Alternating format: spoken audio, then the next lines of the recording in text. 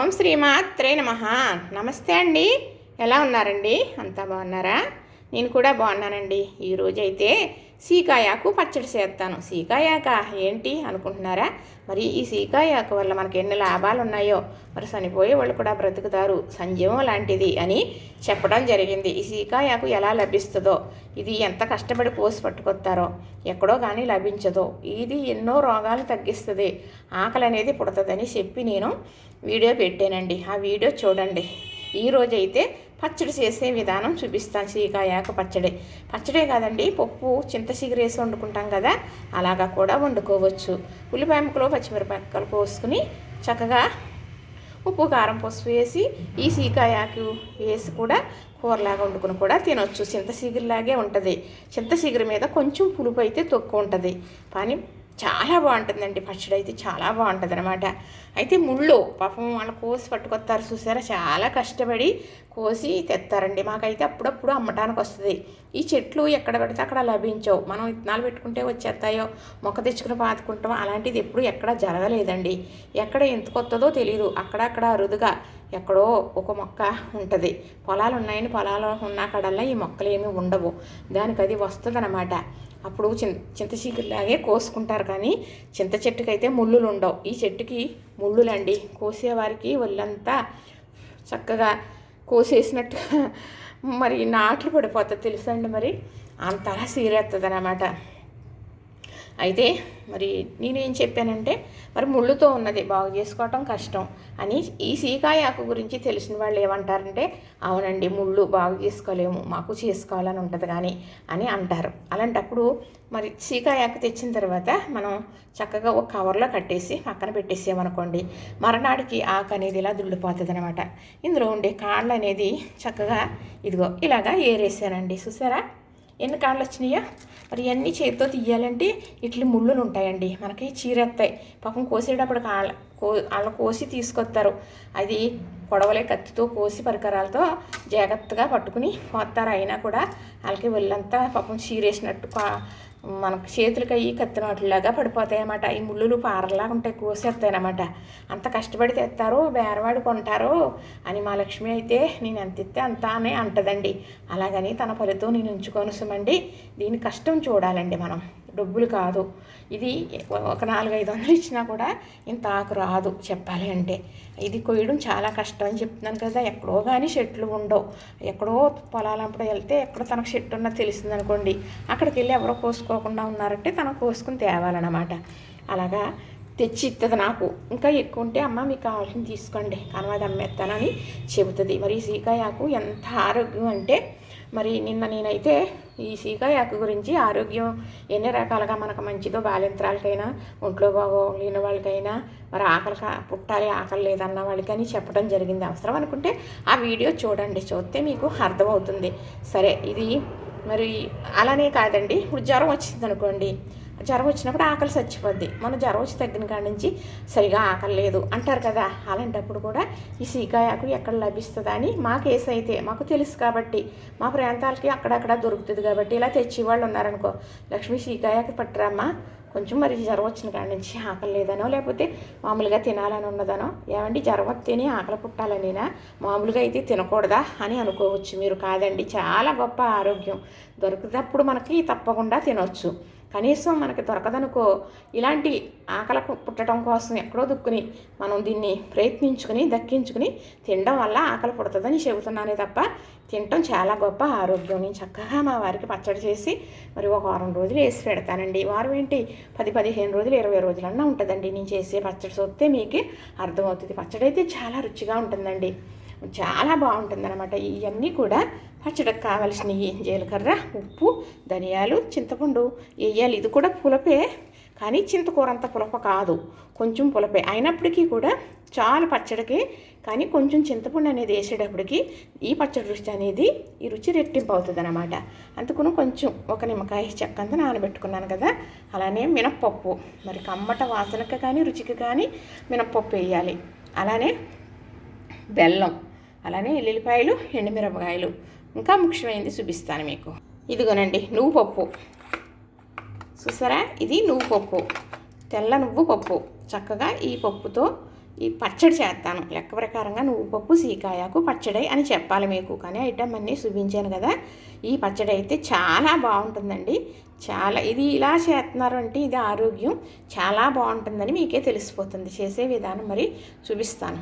ఇప్పుడైతే కళాయి పెట్టుకున్నాను కదా, చక్కగా దాంట్లో ఒక 4 స్పూన్లు నూనె వేసుకున్నానండి.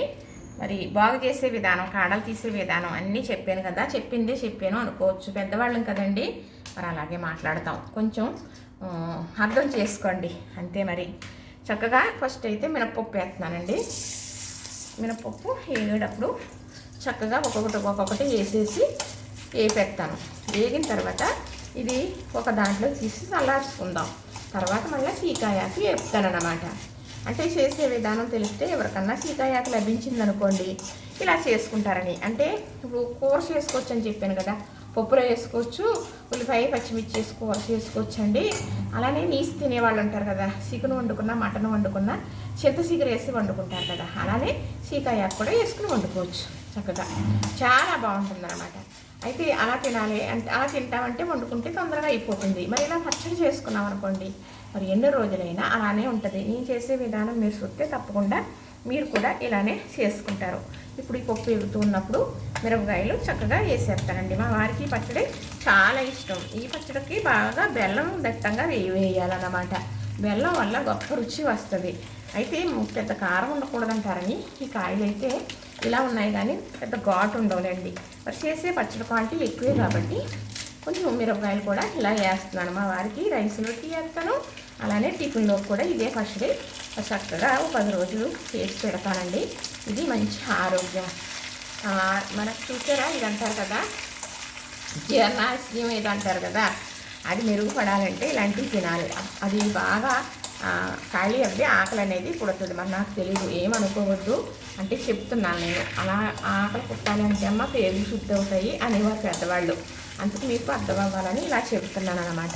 చక్కగా ఇప్పుడు ధనియాలు వేసాం కదా, ఎల్లుల్లిపాయలు కూడా వేసేస్తానండి.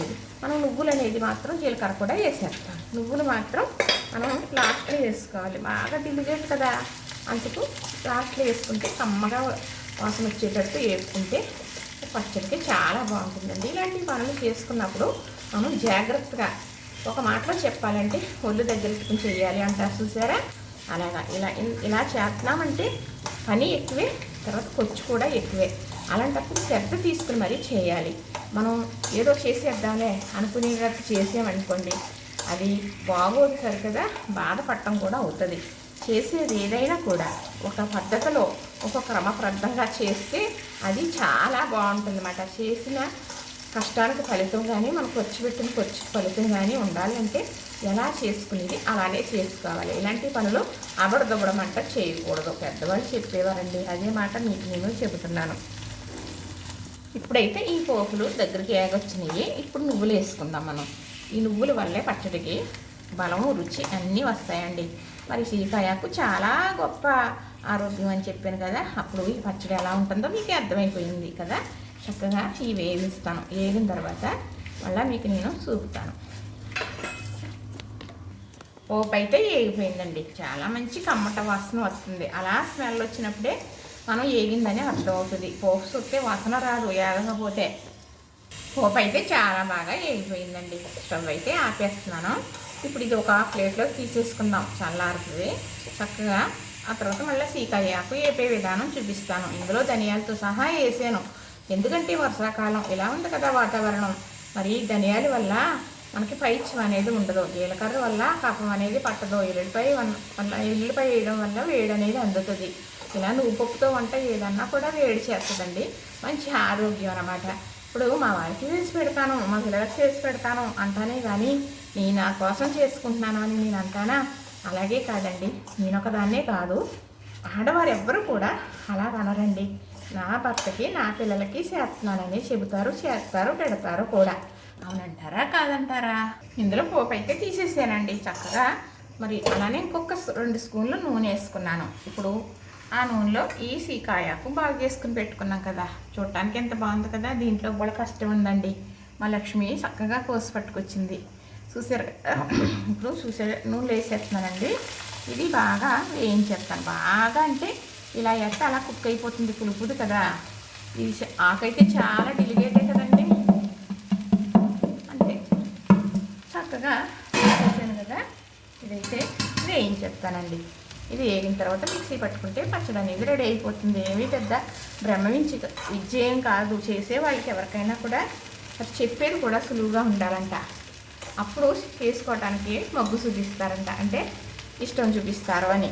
ఇప్పుడు నేను చాలా కష్టం అంటే చేయడం అని చెప్పకూడదు. ఇది కోసి పట్టుకొచ్చింది చూసారా, వారికి దొరకటం లభించటం కష్టం, వాళ్ళు చేయడం కష్టం, అది చెప్పాలి. అందులో కష్టం, చేయడంలో కష్టమేముందండి. ఇలా చేసుకుంటామా మరి ఒక వారం 10 రోజులు ఈ పచ్చడి వేసుకు తింటామే హ్యాపీగా కదా.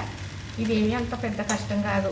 ఒక అరగంట శ్రమ అనుకోకపోతే మనం ఇలా చేసుకుంటే మనకి వారం 10 రోజులు పచ్చడి అనేది ఇబ్బంది లేకుండా వాడుకుంటాం అన్నమాట. చక్కగా ఇది ఇలా వేసాం కదా, ఇది ఎంత అవుతుందండి, మగ్గిపోతే అంత ముద్ద అవుతుంది అన్నమాట. చిన్న మంట పెట్టి మగ్గించుకోవాలండి, పెద్ద మంట పెట్టకూడదు. రాకు చాలా డిలిగేట్ కదా, మాడిపోతుందేమోనని. కానీ చిన్న మంట మీద ఏడితే అది వచ్చే వేరు అన్నమాట.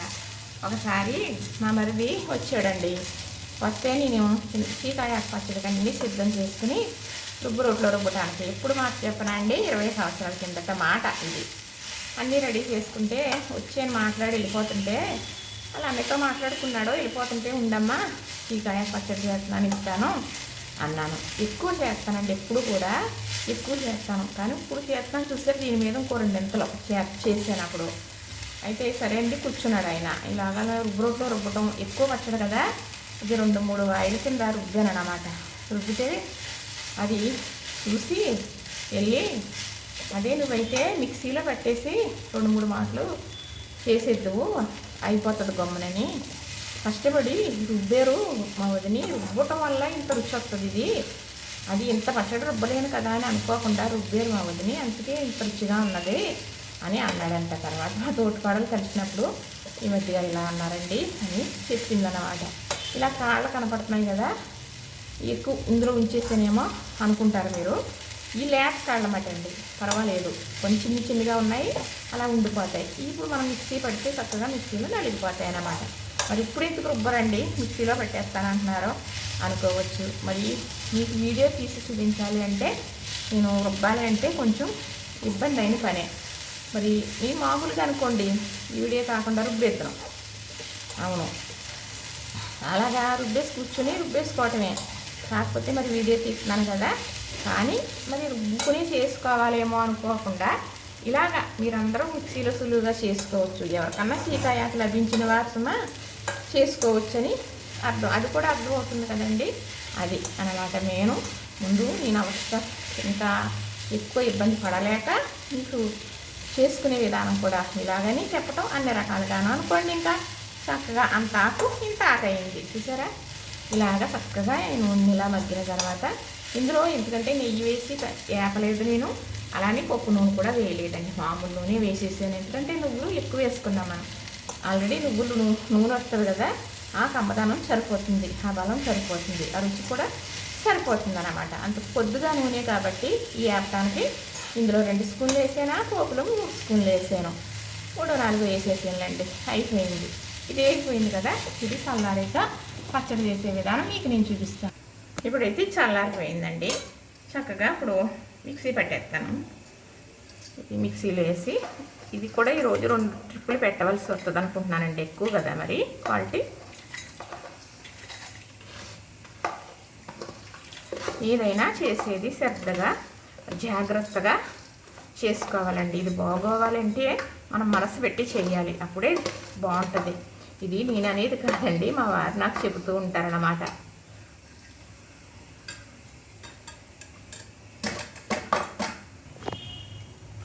ఇందులో ఉప్పు వేసేస్తున్నాను. ఇప్పుడు మిక్సీ పట్టేస్తాను. ఇప్పుడు వేసాను కదా, కొంచెం బెల్లం కూడా వేసేస్తున్నాను. ఇంకొక ట్రిప్ పెడతాను కదా, అందులో కొంచెం బెల్లం వేస్తాను. ఇది నలగటానికి కొంచెం చింతపండు కొద్దిగా వేసేసాను. ఇప్పుడు మళ్ళీ మిక్సీ పడతాను. ఇప్పుడు ఇదైతే చక్కగా ఇందులో వేసేస్తానండి.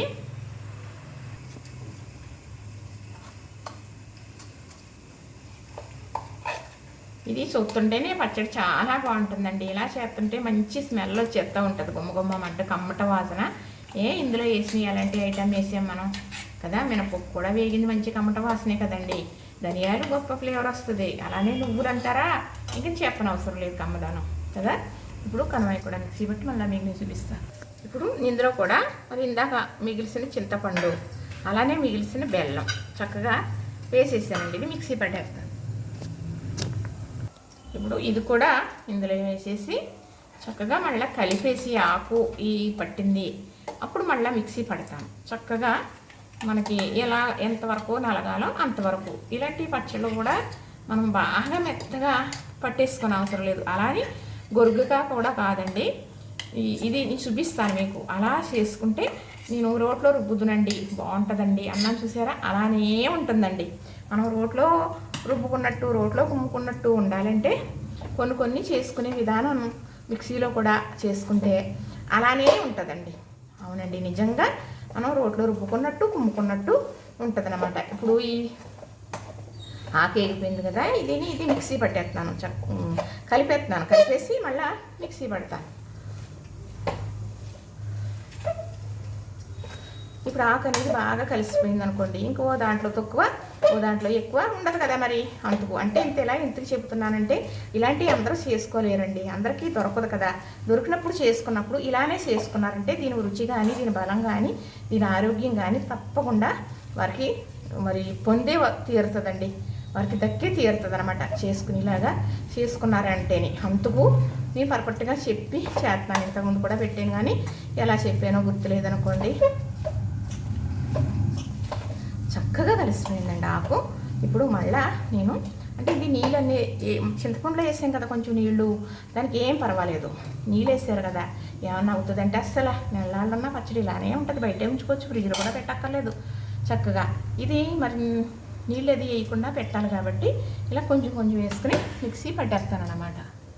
ఇదిగోనండి చూసారా ఎంత బాగా వచ్చిందో. గరిటని పచ్చడి ఉంది, మరి తీసేస్తాను. తీసేసి ఇంకో గిన్నె పెడతాను. ఇదిగోనండి సీకాయ ఆకు పచ్చడి రెడీ చేసేసాను. చక్కగా మా వారికి సాయంకాలం టిఫిన్లో కూడా కొంచెం వాటర్ వేసి ఇలా చేసేసాను. ఈ పచ్చడి టిఫిన్లోకి చాలా బాగుంటుందండి. కొబ్బరి పచ్చడి కొంచెం బెల్లం వేసుకుని చేసుకుంటాం, అదేనండి ఎండుమిరపకాయలు వేసి ఎర్రపచ్చడి అంటాం. ఆ పచ్చడి కూడా ఇలా చేసుకుంటే ఇడ్లీలోకి చాలా బాగుంటుంది. అలానే ఈ పచ్చడి ఉంటుందన్నమాట. చక్కగా చేసేసాను, చూసారు కదా. ఇంతేనండి చీకాయ ఆకు పచ్చడి చేసేసానండి. చేసేసిన ఆనందంలో తడబడిపోతున్నాను. మరి ఏమనుకోవద్దు. చూసారు కదా, నచ్చింది కదా, లైక్ చేయండి, షేర్ చేయండి, సబ్స్క్రైబ్ చేయండి. ఆరోగ్యం ఎవరికన్నా ఆకలి లేదు అన్నప్పుడు సీకాయ ఆకు అంట అని పల్లెటూరులో ఎవరన్నా మన బంధువులు ఉంటే వారు పురమాయితే తప్పకుండా తెచ్చి ఇస్తారు. అలానే బాలింతరాలకి కూడా మరి ఆకలి ఉన్నదే లేదని కాదు, కానీ ఎక్కడన్నా లభించిందనుకోండి మరి డెలివరీ అయిన తర్వాత పెట్టడం వల్ల మంచి ఆకలి పుట్టి మంచి బలపడుతుందండి. ఇలా పూర్వం చేసేవారు. చూసారు కదా, నచ్చింది కదా, లైక్ చేయండి, షేర్ చేయండి, సబ్స్క్రైబ్ కూడా చేసేయండి మరి.